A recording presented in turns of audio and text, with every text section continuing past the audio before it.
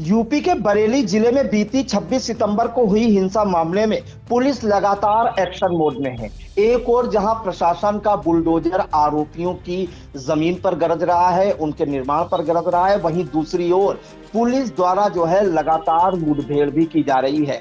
आज एक और खबर आई है जिसमें पुलिस मुठभेड़ में 2 आरोपियों को गिरफ्तार करने की कार्रवाई की गई है। पूरी अपडेट के लिए हम सीधे फोन लाइन से जुड़ते हैं इंडिया के सीतापुर संवाददाता निशांत गुप्ता के पास। तो निशांत जी बताइए कि जो बरेली में मामला हुआ था, बरेली हिंसा मामला, उसमें क्या कुछ अपडेट मिल रही है?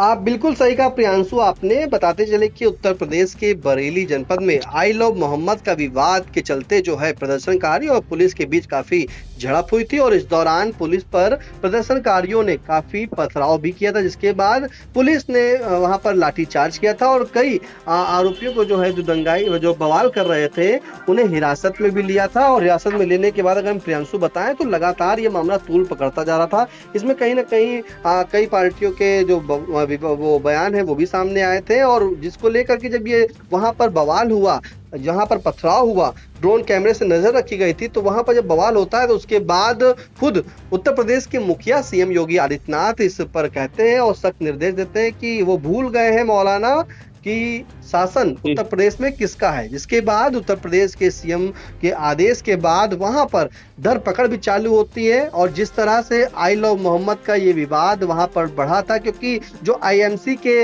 अध्यक्ष हैं तौकीर रजा, उन्होंने कहा था कि जुमे की नमाज के बाद वो जाएंगे और राष्ट्रपति को संबोधित ज्ञापन सौंपेंगे, क्योंकि आई लव मोहम्मद का विवाद ये कानपुर से शुरू हुआ था जब वफात के दौरान वहां पर जो है आई लव मोहम्मद के पोस्टर लेके निकले थे। उसी का वो विवाद चलता गया और बढ़ता गया, जैसा कि देखने को भी मिला 26 सितंबर को बरेली में बवाल हो गया था। फिलहाल उसी के बाद पुलिस को ने जो है करीब 73 लोगों को गिरफ्तार किया था और मौलाना तौकीर रजा और डॉक्टर नफीस और नदीम इसमें शामिल थे।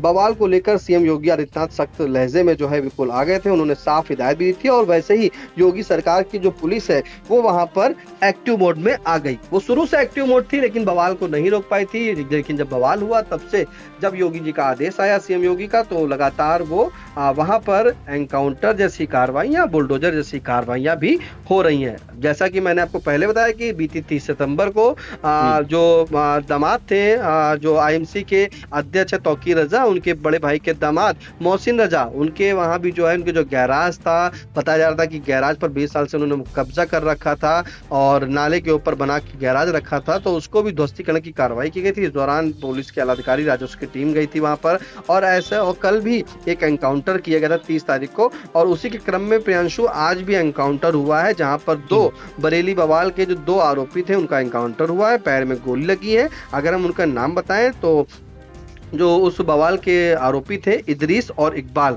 उनको गिरफ्तार कर लिया गया और उनके पास सबसे बड़ी बात ये प्रियांशु की जब बवाल हुआ था तो पुलिस के कई वेपन्स, जो पुलिस के पास सरकारी जो एंटी रॉयट गन होती है ये जो थी वो सब छीन के वहां से लोग ले गए थे।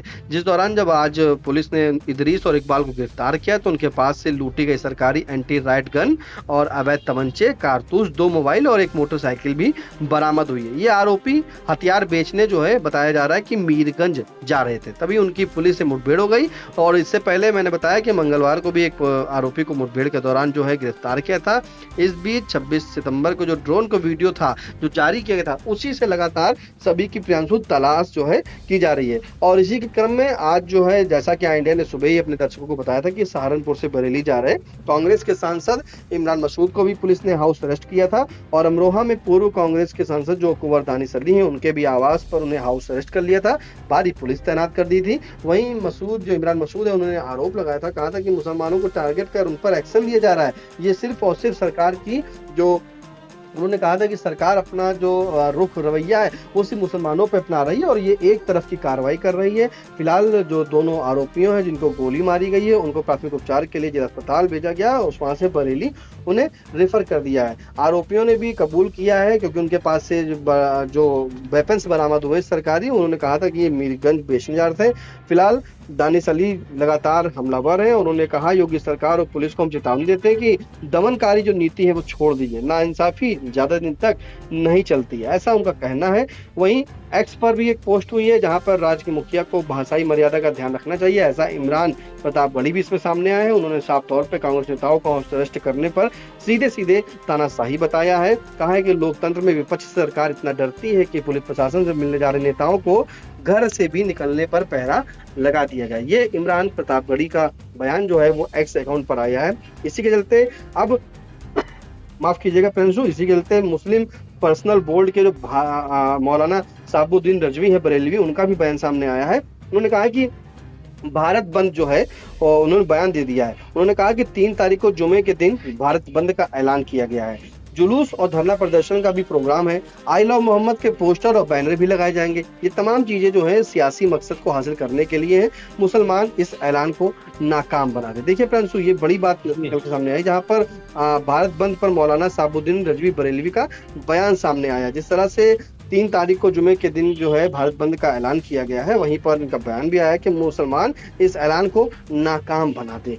कहीं ना कहीं बिल्कुल जिस तरह से योगी सरकार सख्त है, उसका वो असर भी देखने को मिल रहा है। और इस तरह के बयान भी दिए जा रहे हैं कि जो लोग हैं, जो ये इस तरह के मैसेज कन्वे करा रहे हैं कि भारत बंद करेंगे, जुलूस करेंगे, धरना प्रदर्शन करेंगे, उसी के लिए उन्होंने मौलाना ने कहा है कि शाहबुद्दीन रजवी बरेलवी ने कि ऐसी जो सियासी मकसद को हासिल करने के लिए है ये सभी चीजें, इसे मुसलमान अब जो है इस ऐलान को नाकाम बना दे। प्रियंशु, फिलहाल लगातार धरपकड़ जारी है, बुलडोजर की कार्रवाइयां भी हो रही है, एनकाउंटर भी हो रहे हैं जो बरेली बवाल में आरोपी थे। और सबसे बड़ी बात इसमें प्रियंशु, जो 2000 अज्ञात लोग थे, पुलिस कहीं ना कहीं ड्रोन कैमरा जो उस समय उड़ाए गए थे, उन्हीं से उनके सीसीटीवी फुटेज खंगाल रही है और धरपकड़ लगातार कर रही है प्रियंशु। जी बिल्कुल। तो बीती 26 सितंबर को जो आई लव मोहम्मद जुलूस को लेकर बवाल हुआ था, बरेली में जमकर हिंसा भी हुई थी, उसी को लेकर अब पुलिस का जो है लगातार जो एक्शन है वो जारी है। आपको बता दें कि पुलिस ने आज जो है सीबीगंज पुलिस ने मुठभेड़ में 2 आरोपियों को गिरफ्तार किया है, जिसमें इकबाल और इदरीस नाम के ये आरोपी हैं, जिनके पैर में गोली लगी है और इन पर पुलिस से हथियार लूटने और पथराव करने का आरोप है। और इनके पास से एंटी रायट गन जो इन्होंने पुलिस से लूटी थी वो बरामद हुई है, अवैध तमंचे, कारतूस, 2 मोबाइल और 1 बाइक बरामद हुई है। और ये जो हथियार जो है ये मीरगंज बेचने जा रहे थे कि रास्ते में इनके साथ जो है पुलिस मुठभेड़ हुई और पुलिस ने दोनों आरोपियों को गिरफ्तार किया है। वहीं इस मामले में सियासत भी काफी तेज हो गई है। जैसे जैसे जो है पारा बढ़ रहा है, वैसे वैसे सियासत भी तेज होती जा रही है। और इस मामले में आपको बताएं कि दूसरी तरफ प्रशासन का बुलडोजर भी आरोपियों की संपत्तियों पर लगातार गरज रहा है, जिन्होंने बरेली हिंसा में शामिल होकर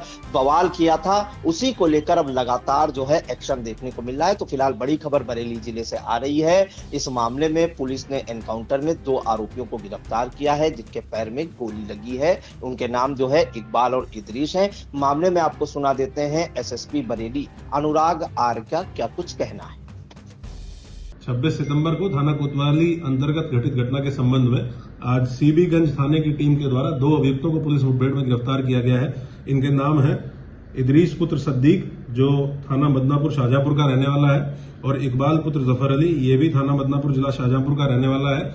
इन दोनों को पुलिस मुठभेड़ के दौरान गोली लगी है, इनको उपचार के लिए भेजा गया है। गिरफ्तार अभियुक्त इदरीस पुत्र सद्दीक के ऊपर 20 मुकदमे दर्ज हैं, जिसमें चोरी, डकैती, गैंगस्टर आर्म्स एक्ट अंतर्गत मुकदमे दर्ज है। इसी प्रकार से जो इकबाल अपराधी पकड़ा गया है, इसके विरुद्ध भी चोरी, डकैती और गैंगस्टर के 17 मुकदमे लगभग दर्ज हैं। इन दोनों के पास से एक छीनी हुई सरकारी एंटी राइट गन जो मौके पे मौजूद पुलिस बल था उससे छीनी गई थी, ये बरामद हुई है।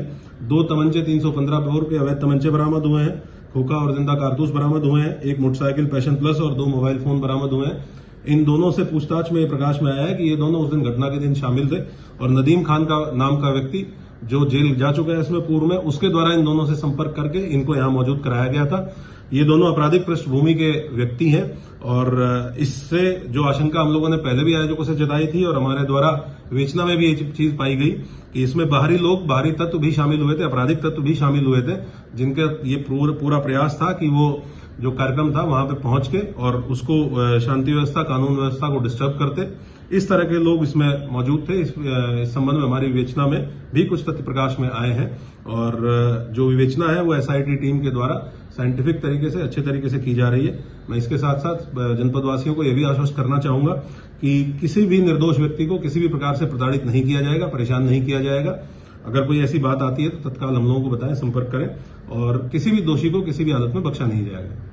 Sai Sanjeevani hospital, station road, Sitapur. Sitapur का पहला मल्टी स्पेशलिटी हॉस्पिटल जहां आपको जनरल फिजिशियन, हड्डी रोग, स्त्री रोग, जनरल सर्जरी, नाक कान गला और न्यूरो के डॉक्टर उपलब्ध हैं। साई संजीवनी में आयुष्मान कार्ड धारकों का मुफ्त इलाज और टीपीए कार्ड धारकों के लिए कैशलेस सुविधा उपलब्ध की गई है। हॉस्पिटल में आईसीयू, वेंटिलेटर, बाईपैप व डायलिसिस की सुविधा भी उपलब्ध है। Sai Sanjeevani hospital, station road, Sitapur.